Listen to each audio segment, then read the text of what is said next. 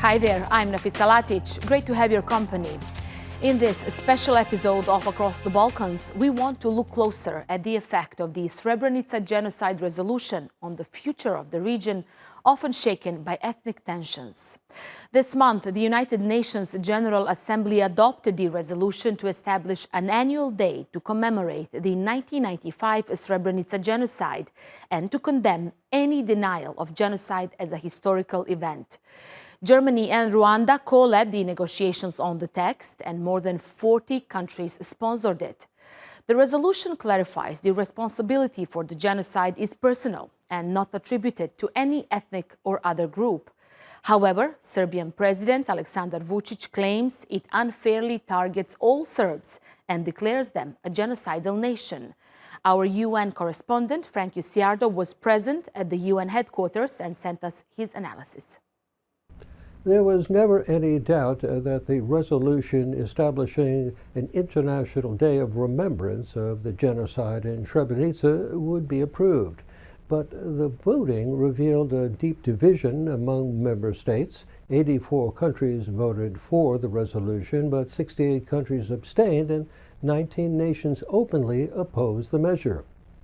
I think that the Serbian argument is that this is reopening old wounds, and that it will create new divisions and, sort of annual tensions between the Serb, Bosniak and Croatian inhabitants of Bosnia. Bosnia sees the resolution as the necessary commemoration of the genocide, but the divided vote shows how it's become further politicized, with the U.S. and most European nations on one side and China, Russia, and Hungary voting in opposition along with Serbia. Now, Serbia's president said the resolution opens a Pandora's box that won't bring resolution to the region. They were speaking about reconciliation. Is this resolution bringing any reconciliation, not to mention here, but to mention the country which is referring to Bosnia and Herzegovina? No, not at all. Germany's UN ambassador explained that the resolution is intended to close the gap in the UN's institutional memory, and it's not against any particular nation, but it does target the individuals who are responsible for genocide. This resolution is not directed against anybody, not against Serbia, a valued member of this organization. If at all, it is directed against perpetrators of a genocide. The UN Special Advisor on the Prevention of Genocide said the resolution will be instrumental in honoring the victims and the legacy of those who worked tirelessly to bring justice to them. For relatives of the genocide victims, the UN resolution is an important moment in their fight for justice, and it will serve as a tool in preventing genocide denialism. Meira Djogas lost her husband, 3 sons, and a grandson in the 1995 Srebrenica genocide. She still lives in Srebrenica, which is now part of the entity of Republika Srpska, whose leader, Milorad Dodik, denies that genocide even happened there. Priyanka Navani went to Srebrenica to speak to Meira and asked her how significant this resolution is for her. Meira Djogas makes this walk every couple of days. She intentionally lives just down the road, so she's always close to the graves of her 2 sons and grandson. In total, the Bosnian War took 5 members of her immediate family. She remembers every moment until they were stolen from her. Prisjećam se svojih sjećanja kad sam došla tam iza fabrike akumulatora, kad sam se razdvojila. Moj je sin jedan poginuo 92. i muž, ali ova 2 sina su, kad sam krenula od kuće sa šćerkom i sa snahom i sa 2 sina. Ja sam njih rastavila se tamo iza rijeke, iza fabrike akumulatora, sad gdje je memorijal, gdje je direktor. I tu smo se rastavili, nikad ih više vidjela nisam, dok nije bio pad Srebrenice. Kad je bio pad Srebrenice, vidjela sam najmlađeg sina na kamionu, da su i oko 15 kamiona vratili za Bratunac. Pokupili ih iz Konjević polja, tam predali se u Konjević polja i vratili ih u Bratunac. Nikad se ništa znalo o njima nije, valjda su u logorima držali, posle pobili, eto, to se sjećam. As was the case for many of the relatives of the more than 8,000 victims of the Srebrenica genocide, Maida wasn't able to bury her loved ones until long after they were killed. Nije, oni su premještani, oni su kod Zvornika na Snagovu pronađeni. Kod Zvornika na Snagovu, dole prema skoro Kaleci. Oba dva sina u toj grobnici. Jedan nije bio komplet, a drugi je bio komplet, ali u dvije grobnice Munib mi je sin, srednji, pronađen u dvije grobnice, kosti njegove, koga su prebacivali da sakriju trag taj. I asked Maida what the new UN resolution to formally recognize the genocide with a Memorial Day means to her 3 decades later. Sine, znači nam puno. Nek im ostane mrlja na njihovom tragu, šta su radili, šta su, jedan kamen, jedan čovek. Prije su nišani bili pa 2 kamena. Sad je ovo jedan kamen, jedan čovek. Neka vide šta su radili, šta su krvi prolile. Ova djeca nedužna, ovo sve skoro djeca i majke, ima sve ukopano ovdje. Neka vide, neka im ostane, mrlje su im u Hagu. Oni koji su glavni im bili, oni su presuđeno i sad traže da ih prebace u Beograd onoga mladića da ga liječi. Šta će ga liječi? Da Bog da živ bio 100 godina još, ali nako patio kako su na naša djeca. I boca, i gola, i gladno, i žedno patili. Significant as it may be, it's clear she still carries as much pain as she did in 1995. And that isn't something a resolution will take away. Ne mogu se oni, UN je ovo ovako uradio i dočerao nas do ovoga da su kazali djeci ovoj, bište po šumi, opet bi se nekako sklonilo, ali doći u klaonicu nema spasa. Nema spasa. Gledaj šta će te stresiti. To je bilo zaštićeno, to nije trebalo tako da bude, ali eto, nisu reagovali ni oni. I oni da su na vrijeme reagovali, ne bi ovako bilo. Adding to Maida's pain is the rising death toll in Gaza. We discuss the parallels between here and there. To nisu htjeli pomoći.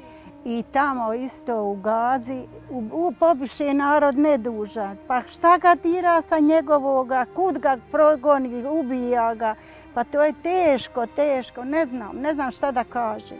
Pa poručila im da se bore, da makar što ostane djece da ih gledaju i šta ćemo.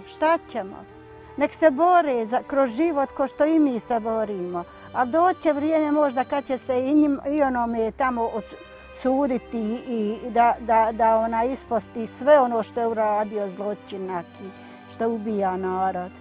Myra, like most of the people I speak with in Bosnia, has waited a long time for the adoption of this UN resolution. And for her and many other genocide victims' families, an annual commemoration and remembrance of genocide means they will not be alone in their pain ever again. Priyanka Navani, TRT World, across the Balkans in Srebrenica. I want to bring in Sead Turčalo, the Dean of the Faculty of Political Sciences at the University of Sarajevo, to help me better understand the implications of the UN Srebrenica genocide resolution. Sead, what will this resolution change, if anything, for Bosnia and Herzegovina and its political stability?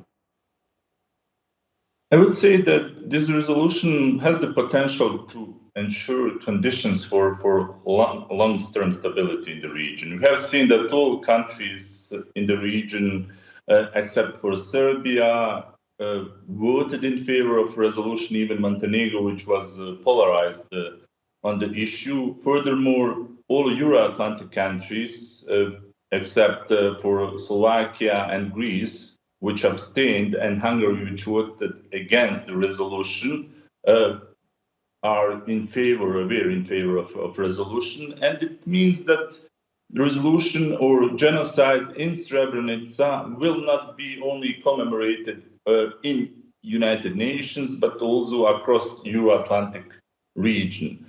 Looking from that perspective, I expect in the future that this kind of annual commemoration and the fact that we expect that even some of the countries of Euro-Atlantic area will introduce the lessons on genocide on the Bosniaks in Srebrenica into their textbooks will actually make this external kind of pressure on the political leadership in Serbia and in Republika Srpska that in the long term, even the citizens in Serbia and in the entity of Republika Srpska will start actually asking questions. Before that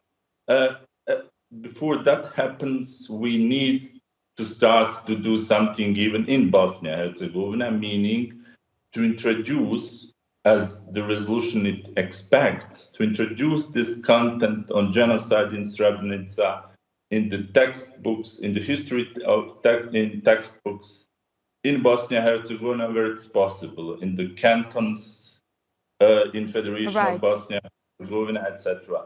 Through such actions, we will actually cause, I would say, some even small groups of the people in Republika Srpska in Serbia to start asking the questions about what happened in Srebrenica. Right. We just had that story about Meira Djogas, who lost her sons, her grandson, and she lives in the entity whose leader denies the genocide. I mean, this will change her life, at least in some way, living over there surrounded with people who still don't want to acknowledge the way she lost her loved ones. It is hard to expect that those who deny genocide will change. I mean, the political leadership in Serbia, political leadership in Republika Srpska are doing it in a systemic way to deny genocide. But I'm sure that those who survived genocide and have lost their loved ones in genocide, they first have this kind of moral satisfaction that Srebrenica genocide became a part of global narrative, exactly. Global memory, of global remembrance. And that's important for the survivors. Exactly. That's important for them, especially not just for them, but for all in the region who are fighting against genocide denialism. Now, you mentioned there are all countries in the Western Balkans, besides Serbia, voting in favor of the UN resolution. I think this is very significant as well, showing that the region is united over the matter, regardless of what happened a couple of weeks before in Montenegro. We will have that story later from Podgorica. But isn't this showing us how Serbia is becoming isolated, and Bosnian Serb leadership in the region when it comes to what happened 30 years ago in the Balkans? Certainly, the leadership in Serbia and Republika Srpska are becoming kind of solitary outliers or isolated islands in denial of genocide. And looking from the perspective of the political leadership in Serbia, it's even expected. President of Serbia, Aleksandar Vucic, was the part of the system that organized, implemented aggression, and was part of the system that was involved in genocide in Srebrenica, was part of the system that was found guilty by International Criminal Court of Justice in The Hague for applying the Convention on Genocide and preventing the genocide in Srebrenica and extraditing the war criminals such Ratko Mladic. And what Vucic is doing by just inventing this story about resolution that's aiming to stigmatize the Serbian people, what he was doing is actually protecting himself because he's aware that he was part of the system, and trying to actually play the protector of the entire Serbdom, which also actually what do you make of his favorable. how would you describe his, I would say, rather dramatic behavior during the vote and the days ahead of the vote in the UN General Assembly, taking the Serbian flag, very dramatic approach to this. What did he want to achieve with this? There are actually two parts of the answer. First one is that it's very the kind of everyday politics in Serbia, where he's facing the local election in Belgrade. Belgrade, it's quite important for him because if he loses Belgrade, he's losing this, I would say, the first battle in the long-term war with the opposition. But on the other hand, Vucic is aware of the long-term effects of this resolution. He's aware of his position during the war, his public statements, the fact that as long as he actually is holding firm on the Serbian society or the hugest parts of Serbian society in denying the genocide, or as you have seen, glorifying the war criminals such as Ratko Mladic, he is then having actually his basis for implementing his politics. If we look, for example, at different public surveys in the region, we see that 40% of the respondents in Serbia hold Vucic highly favorable as a politician. He's behaving as kind of the owner of the state, controlling media, controlling the entire narrative. And this way, how he performed in the General Assembly is Vucic, as he have seen him in 1995, as he stand behind the lectern in the parliament, saying that for every one Serb, they need to kill 100 Muslims.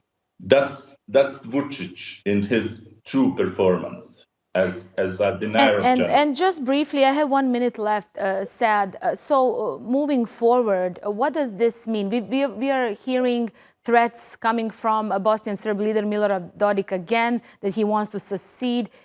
Is this also just a populist rhetoric taking place in Bosnia at the moment, or we should be concerned once again?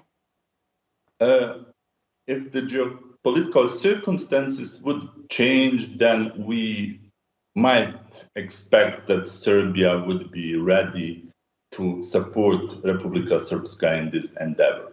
But now what we hear are the messages from a powerless Milorad Dodik, who in the past few months faced many losses in his political battle in Bosnia-Herzegovina, starting from the election law to the Srebrenica resolution, including the sanctions that really affect his basis in Republika Srpska.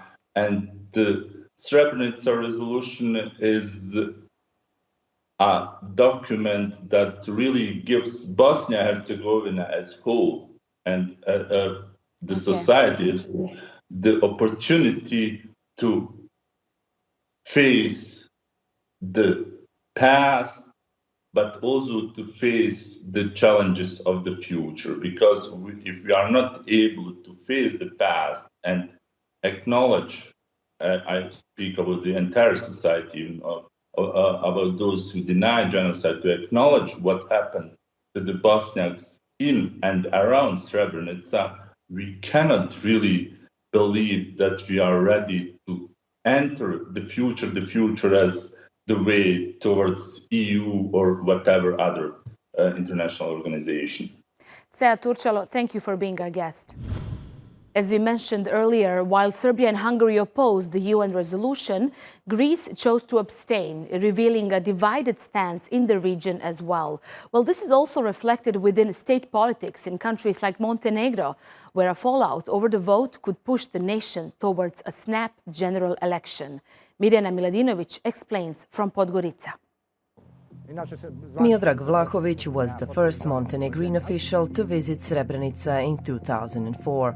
His country would regain its independence from Serbia just 2 years later, and the Srebrenica genocide was a highly divisive topic among those who remained close to Belgrade and those who wanted a different future. I represent that part of Montenegro which is fully aware what is Srebrenica about, what the genocide was all about, and what is our both understanding as well as attitude towards that very tragic event. 2 decades after his visit, Montenegro voted for the UN resolution to establish an annual day of remembrance for the 1995 Srebrenica genocide, despite furious opposition from Bosnian Serbs and Serbia. Crna Gora od neobavezujuće rezolucije neće dobiti, konkretno neće niko dobiti ništa po mom mišljenju, ali niti će biti bilo kakve štete od toga. However, the authors of the resolution added, at Montenegro's request, that culpability for the genocide is individualized and cannot be attributed to any ethnic, religious or other group or community as a whole. But that was not enough for Serbian President Vucic, who counted on Podgorica's support. Zato mi je najodvratnije bilo ponašanje Crne Gore i kao što i uopšte to ne krijem. Mi njima nećemo protestnu notu da pošaljemo čak ni zbog toga što su glasali da smo genocidan narod. Pro-Serbia ruling party politicians said they are ashamed of how their country voted. Former Montenegrin Foreign Minister Miodrag Vlahovic believes the reactions reflected the clear stance and policies of certain parties. A number of political forces in our region have no interest whatsoever to accept the very fact first and then to commemorate it, because otherwise, they would lose their meaning. I mean, the nationalistic policy or politics, if you want, in Belgrade, in Banja Luka, they would lose their meaning. The approval of the UN resolution on the Srebrenica genocide showed how the coalition is made up of parties with very different stances on key issues. Nisam najsigurni da će doprinijeti stabilizaciji ovdje na ovom prostoru. Na Balkanu kultura sjećanja se pretvara u građanski rat sjećanja i nastaju novi zapleti. Ovo sve što govorim ne znači da želim da najmanje relativizujem dramu tog događaja u Srebrenici, taj gnusni zločin, već da ukažem na realnost da mi još izgleda nismo zreli da se suočimo sa našom prošlošću. The resolution not only stirred relations between Montenegro and Serbia, but also caused a rift within the Montenegrin ruling coalition, so the pro-Serbian part of the government, as they said, froze support for the cabinet of Prime Minister Milojko Spajić. Dozens of people protested in Podgorica against the move to establish a day to commemorate the 1995 Srebrenica genocide. And the country could be facing a new snap general election. Neko sa strane teško može da shvati sad kako ova rezolucija dovodi do pada vlade, ne u Bosni i Hercegovini, nego u Crnoj Gori. Tako je, mi smo vezani, region je vezan jakim tim odnosima, to je sve jedan sistem povezanih sudova koji teško da će doživjeti stabilizaciju ako se svi problemi ne riješe u regionu. The pro-Serb government members have asked the parliament to adopt a resolution on Jasenovac as compensation for Montenegro's support for the Srebrenica resolution. This would drag Croatia into debates as well.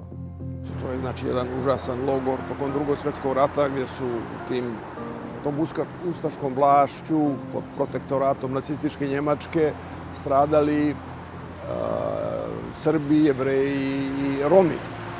I sada je došlo do te ideje kao neki oblik očigledno političkih nekih uslovljavanja, pogodbi, što isto nije najbolja solucija.